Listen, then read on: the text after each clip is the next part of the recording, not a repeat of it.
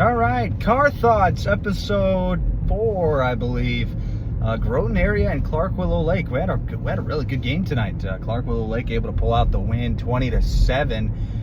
It was a hard-fought battle from both teams. I was very impressed with both teams, especially defensively. Obviously, it was a low-scoring game, 20-7 being the final score, but both teams looked and had bright moments on both sides of the ball. So coming into this game, I thought it would be a good game. Despite Groton having a 1-4 record, I kind of figured that their team was better than their record had shown just by looking at their scores, watching a little tape on them as well. But they have a very good quarterback. He's only a freshman.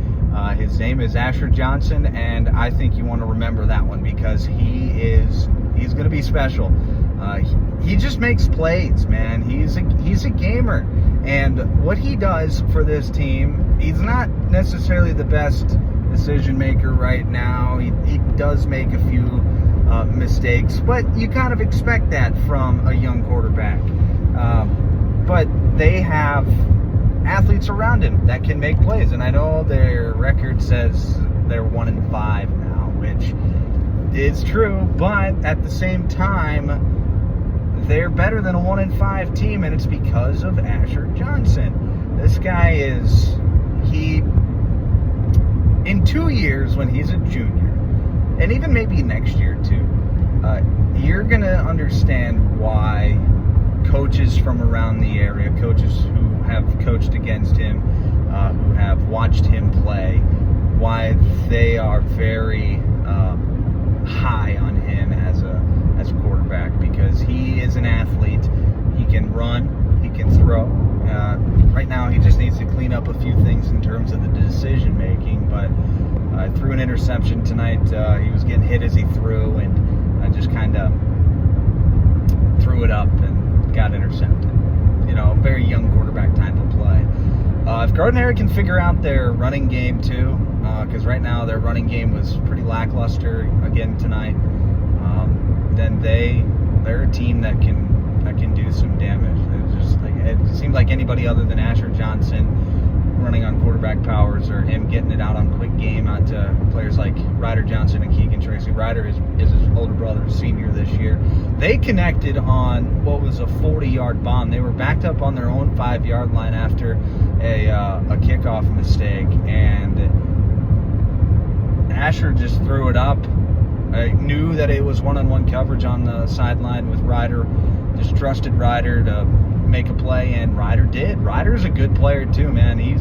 If you might know him from basketball season. He's been a very good basketball player for this Groton team. Groton team that's made back-to-back state tournaments in Class A in basketball. He's been a key part of that. So I'm excited to see what they can do come basketball season too, because I would imagine Asher, basketball player as well. Kind of curious to see what he can do on the court, but let's keep it on the field for now. I think Asher Johnson's going to be one heck of a ball player come his junior and senior seasons. I think he's a player that can really separate himself in the state of South Dakota, that can really make plays, just be dynamic and elite on all sorts of different levels for Groton area. So Groton area now this season hasn't come to fruition like they wanted, but they're going to be okay. If they just stay the course, I think they're going to be okay. Their one touchdown was set up by a strip sack from Micah Warrington, who made a really nice play coming off the edge, chased down Clark Willow Lake quarterback Joey Reese, hit the ball out as he was tackling him, and ball came free, and a couple different Groton area defenders were there to recover, and it was really a turning point in the game. But Clark Willow Lake, they were able to respond. They gave up the touchdown, and immediately they came back, put together a drive. Their offense had looked lackluster in this up to that point, and they just put together like a 75-yard drive and scored a touchdown, took the lead, and never gave it back. So that's a good transition into Clark Willow Lake, because they're a team that I think is also very good. 4-1 now on the season. They don't light up the scoreboard, though. They're very much defensive-minded team, ball control, run the ball, keep the ball on the ground, try not to make any silly mistakes on offense. And they do a good job of that. They execute their offense well. They got good athletes, too. Joey Reese at quarterback, he's an athletic kid. He can run it a little bit, and he's got a really good arm. The one touchdown pass he threw today was on a slant route from 5 yards out to hit Lincoln Reedburn, and it was on a laser. Kid's got a cannon of an arm, and he's going to be okay. He's just a junior this year. He's having a good year again this year, and I can see why the Clark Willow Lake team likes him, because at quarterback, because he makes good decisions. He executes the offense. He's pretty selfless too. Not afraid to just sit back and hand it off if he has to. And they cycle in a lot of different running backs. A lot of different players touch the football for their offense. Guys like Emerson Larson, Lincoln Reedburn, like I mentioned,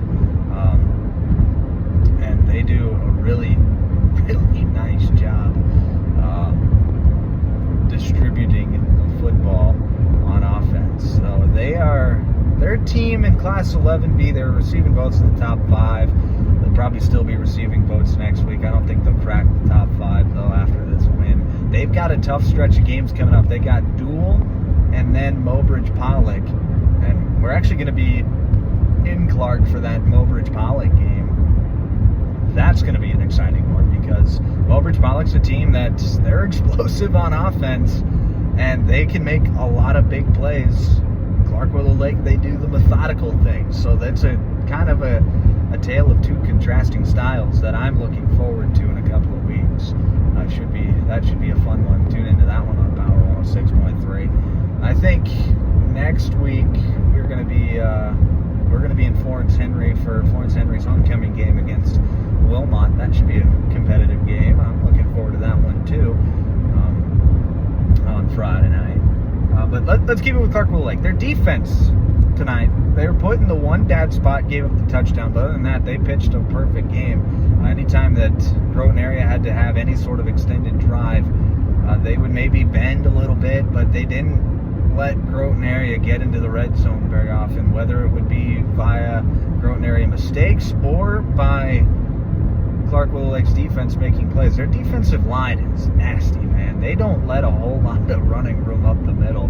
They make it tough for an offensive line to push them around. They got some big dudes up there, and they push people around. They get up the field. They play fast, and it is fun to watch their defensive unit go to work. And their cornerbacks are physical too, man.